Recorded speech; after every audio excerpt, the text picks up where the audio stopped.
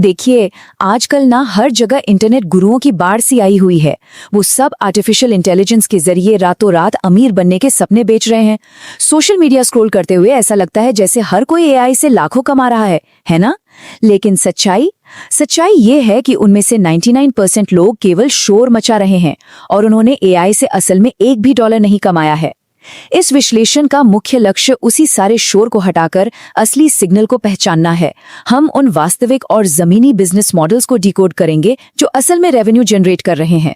कोई हवाई दावे नहीं, केवल वो चीजें जो बाजार में सच में काम कर रही हैं। तो चलिए बिना किसी देरी के इसमें गहराई से उतरते हैं। आज की इस चर्चा में हमारा रोड मैप कुछ इस तरह दिखेगा। नंबर 1, एआई बिजनेस आइडिया का मूल्यांकन। नंबर 2, एफ टियर धोखे। नंबर 3, एस टियर के अवसर। नंबर 4, एआई बूम को ताकत देने वाले टूल्स। और अंत में नंबर 5, एक बेहद प्रैक्टिकल 5 कदम वाला लॉन्च प्लान। तो शुरुआत करते हैं पहले हिस्से से, एआई बिजनेस आइडिया का मूल्यांकन और इसके सफलता के 3 स्तंभ। अब देखिए, हर चमकती हुई एआई चीज सोना तो होती नहीं। किसी भी नए आइडिया में अपना समय या पैसा लगाने से पहले उसे जांचना बहुत जरूरी है। इसके लिए इन 3 पिलर्स या मैट्रिक्स को समझना होगा। पहला है प्रॉफिटेबिलिटी, यानी क्या लोग सच में सर्विस के लिए अपनी जेब से पैसे निकालने को तैयार हैं।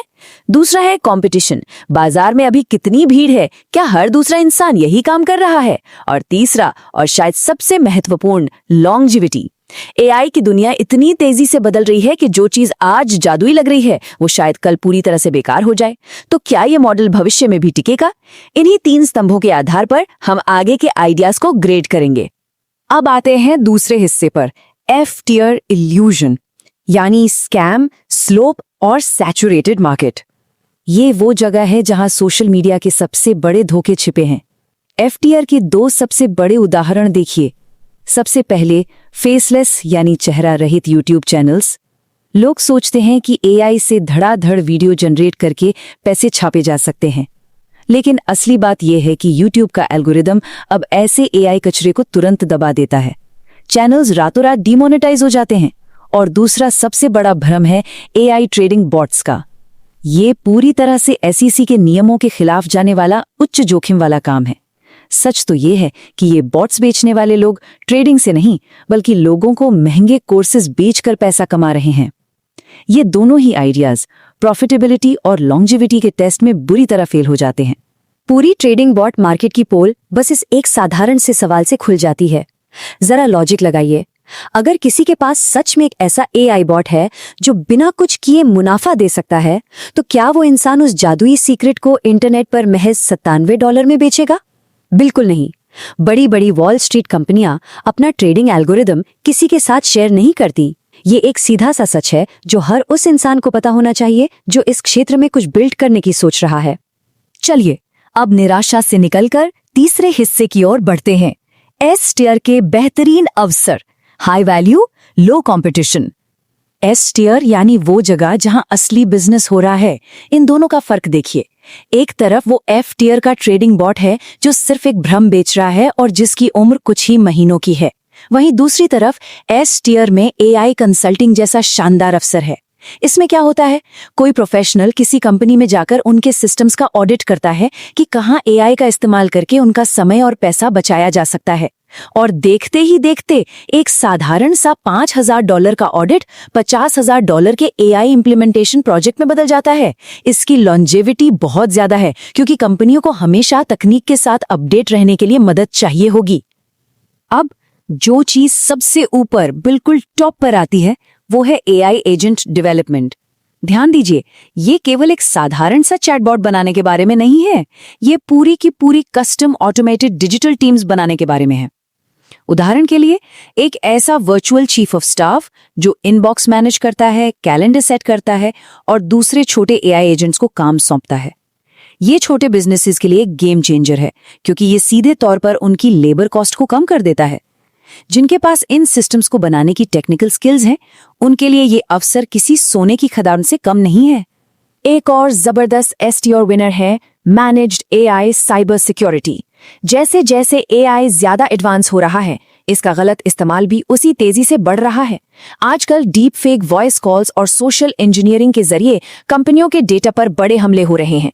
कंपनियों को ऐसे एक्सपर्ट्स की सख्त जरूरत है जो उन्हें इन खतरों से बचा सकें, क्योंकि एक डेटा ब्रीच की कीमत लाखों डॉलर्स में होती है। इसलिए कंपनियां अपनी सुरक्षा के लिए बड़े और महंगे एंटरप्राइज कॉन्ट्रैक्ट्स देने को तैयार रहती हैं। ये स्पेस बेहद लाभदायक है। तो थियरी तो बहुत हो गई, अब आते हैं चौथे हिस्से पर, एआई बूम को ताकत देने वाले टूल्स, सर्विसेज के पीछे का सॉफ्टवेयर। चलिए इस विषय को पूरी तरह से प्रैक्टिकल बनाते हैं और देखते हैं कि कौन से एआई टूल्स का नाम यहाँ लिया गया है और उनके असली उदाहरण क्या हैं। सबसे पहले है ओपस क्लिप्स, जो कंटेंट रीपर्पसिंग की कैटेगरी में आता है। इसका उदाहरण है किसी लंबे वीडियो को झटपट छोटे छोटे सोशल मीडिया क्लिप्स या थ्रेड्स में बदल देना। फिर आते हैं लीड जनरेशन के महारथी जैसे जेमिनाई और clay.com, जो ऑटोमेटिक रूप से क्लाइंट्स के लिए लीड्स ढूंढते हैं और उन्हें क्वालिफाई करते हैं। इसके बाद एजेंट एग्जीक्यूशन की बात करें तो एपेक्स का नाम आता है। उदाहरण के लिए इनका काय नामक एक वर्चुअल चीफ ऑफ स्टाफ है जो पूरा इनबॉक्स मैनेज कर लेता है। एक बड़ा ही अनोखा नाम है rentahuman.ai। ये एक AI टू AI मार्केटप्लेस है जहां डिजिटल AI एजेंट्स असल में इंसानों को छोटे मोटे टास्क पूरे करने के लिए हायर करते हैं। बिल्कुल साइंस फिक्शन जैसा लगता है ना। और अंत में ब्रांड डिजाइन के लिए है नैनो बनाना, जिसका उदाहरण है बस कुछ ही सेकंड्स में नए लोगो और प्रोडक्ट मॉकअप्स जनरेट कर देना। ये वो असली टूल्स हैं जो इस पूरी क्रांति को चला रहे हैं। और अब हम आ गए हैं अपने आखिरी हिस्से पर, सेक्शन 5 कदम वाला लॉन्च प्लान, आइडिया से एंटरप्राइज तक।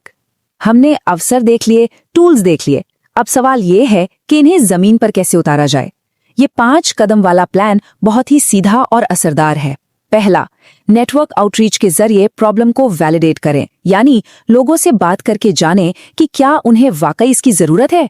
दूसरा, प्रोडक्ट बनने से पहले ही वेट लिस्ट और पेमेंट लिंक के जरिए प्री सेल करें।